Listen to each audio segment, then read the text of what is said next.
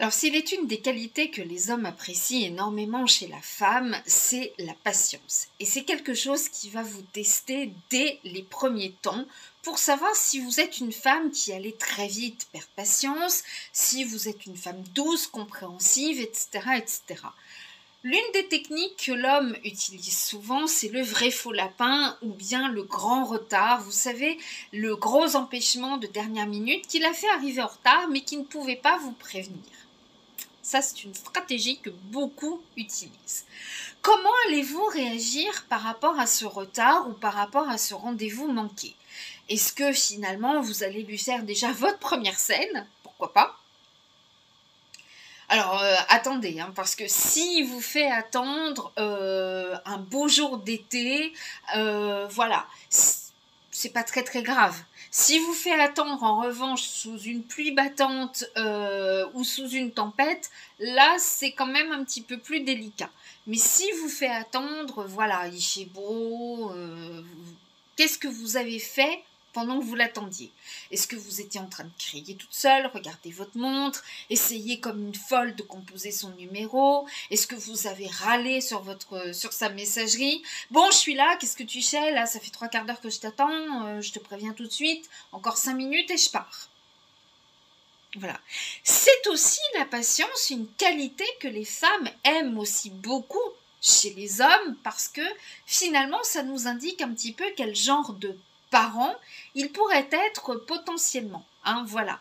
La patience, la douceur, la tolérance, ce sont des attraits que l'on recherche beaucoup parce qu'une fois que l'on sera parent, croyez-moi que les petits aléas de la dernière minute, voilà, vous savez, vous venez de vous habiller et tout, vous avez fermé la porte, vous commencez à installer le petit dernier dans son siège auto.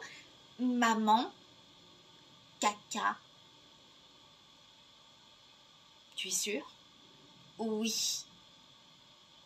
Bon, vous redémontez le petit du siège auto, vous remontez assez vite, vous ouvrez la porte, vous déshabillez l'enfant, vous le mettez sur les toilettes.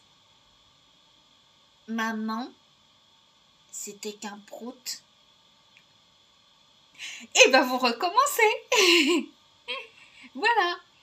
Et puis le petit dernier, là, vous l'avez vraiment bien réveillé, il est en train de pleurer et tout, donc vous voulez le calmer, vous lui donnez le bibi, et puis le bibi dans la voiture, c'est pas passé, et encore un autre aléa. Donc, qu'est-ce que vous allez faire? Est-ce que vous êtes une personne zen? Est-ce que vous allez vous énerver? Est-ce que vous allez le prendre vraiment à la rigolade? Ou est-ce que, voilà... Avouons-le qu'un lapin ou arriver en retard, c'est très très désagréable quand on attend. Mais finalement, dites-vous bien qu'il y a pire dans la vie et je pense qu'il faut prendre toutes les choses avec philosophie. C'est un petit peu pareil si il arrête de fréquemment vous appeler. Voilà. Comment allez-vous réagir par rapport à ça? Est-ce que vous allez, quand il reviendra un beau jour, le lui reprocher? Est-ce que vous allez reprendre la conversation là où elle était arrêtée? Est-ce que vous allez lui répondre tout d'abord? Voilà. Il faut savoir aussi, comme je le disais hier, qu'on n'a pas forcément toujours quelque chose à se dire et il faut que les échanges, surtout au début, quand on ne se connaît pas trop, soient de qualité. C'est vrai qu'après... Les couples qui vivent ensemble depuis un certain moment vont vous le dire, c'est quand même très difficile de trouver des sujets de conversation. Alors on va parler de quoi? On va parler souvent des choses un petit peu difficiles, hein, les factures, ceci, cela, le loyer qui va augmenter, le ceci, le cela, etc., etc.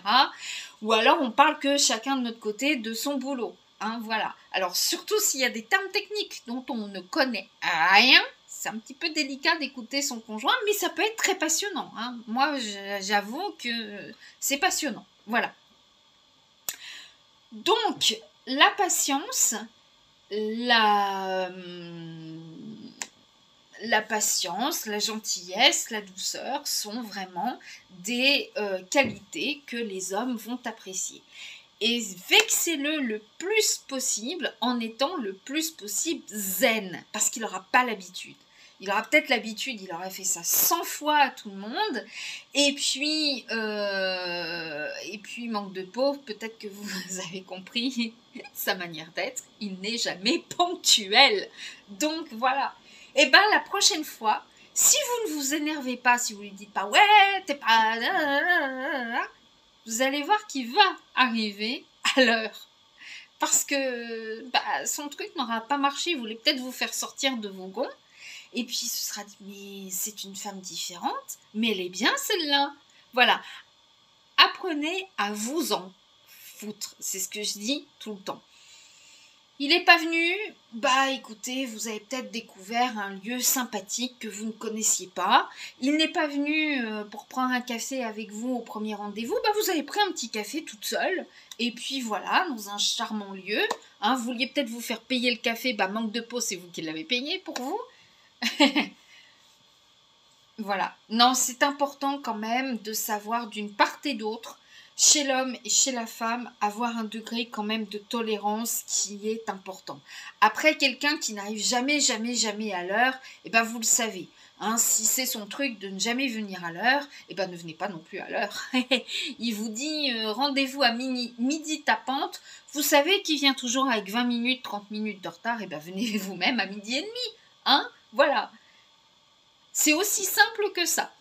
Soyez simple dans la vie, pourquoi se compliquer les choses? Je vous embrasse et je vous souhaite une bonne fin de journée. Et si tu me regardes, je sais que tu n'es jamais à l'heure, mais sache que je t'aime quand même. Ciao, ciao. Bientôt le 4.